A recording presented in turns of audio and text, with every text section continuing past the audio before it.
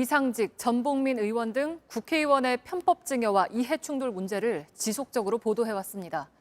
자녀에게 어떻게 부를 물려줬는지, 그 과정에서 의원의 힘을 이용한 건 아닌지 취재했습니다. 오늘은 국민의힘 강기훈 의원의 문제를 단독 추적했습니다. 신고한 재산만 115억 원인 강기훈 의원은 기업 대표로도 이름을 올리고 있습니다. 국회의원 재직 중에 세워진 아들과 부인의 회사는 아버지 강 의원 회사의 일감을 받아서 성장했습니다. 연대 보증을 서줬고 수십억 원을 빌려줬습니다. 이게 왜 문제인지 이윤석 기자가 먼저 전해드립니다. 경남 창원 일진단조 공장입니다. 2012년 설립된 회사입니다. 모기업인 일진금속 지분을 제외하면 강기훈 의원 부인과 아들이 공동 최대주주입니다. 지난해 처음 공개된 감사 보고서를 분석했습니다.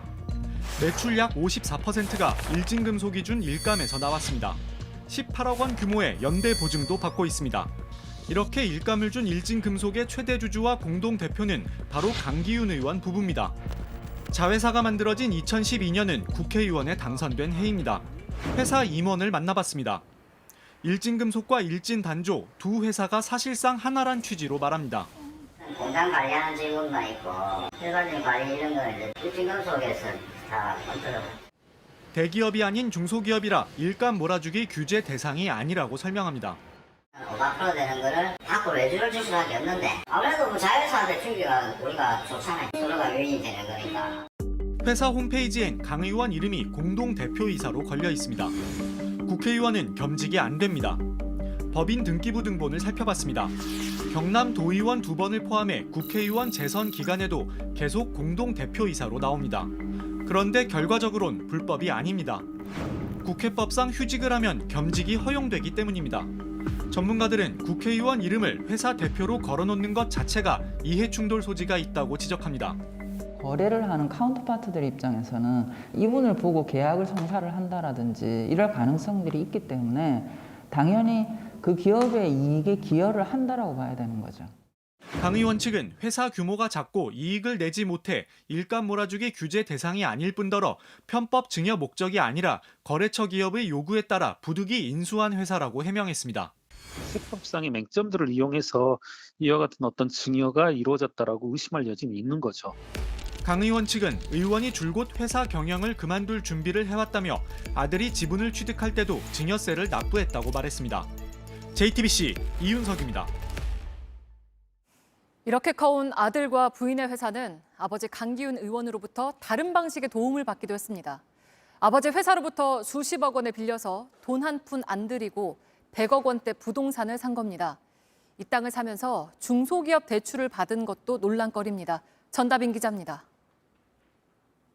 경남 진해 공장 부지입니다.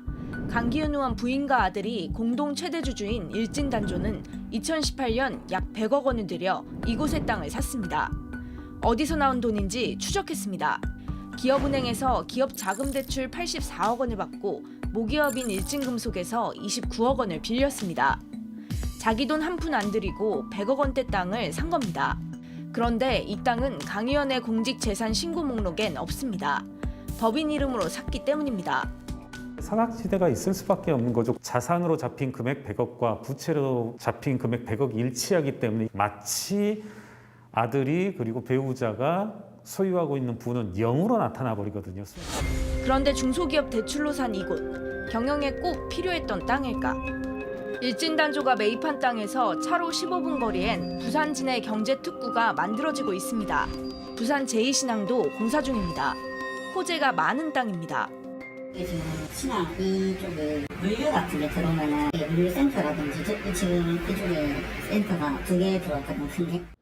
주변 개발이 모두 끝나고 부동산 가치가 상승한다면 대주주인 강 의원의 부인과 아들은 배당금 형태 등 다양한 방식으로 이익을 가져갈 수 있습니다. 회사 자체가 가치가 커질 거니까 주주들 목으로 떨어지는 거죠. 편법 증여를 하는 것이다라고 볼 수 있다고 생각이 되고요. 사전적인 측면에서 저희가 판단을 해야 될 문제지 사후적인 결과로 판단할 문제는 아니라고 생각이 되고요. 금융당국은 경제를 살리기 위해 중소기업의 대출 문턱을 낮춰줬지만 정작 이 돈이 부동산 구입에 쓰여 문제라고 지적해왔습니다. 하지만 강 의원 측은 공장 이전을 위한 정상적인 경영 활동으로 부동산 투기가 아니라고 해명했습니다. 일진금속에서 빌린 돈에 대해선 세법상 정상이자를 지급했다고 했습니다. 그런데 취재 결과 몇 년째 이곳에선 공장 건설 관련 아무런 움직임이 없었습니다. 심지어 토지 일부를 매매하기도 했습니다. 이에 강의원 측은 지자체와 협의하느라 공장 건설이 늦어지고 있고 금융비용 때문에 일부를 판 것이라고 재차 해명했습니다. JTBC 전다빈입니다.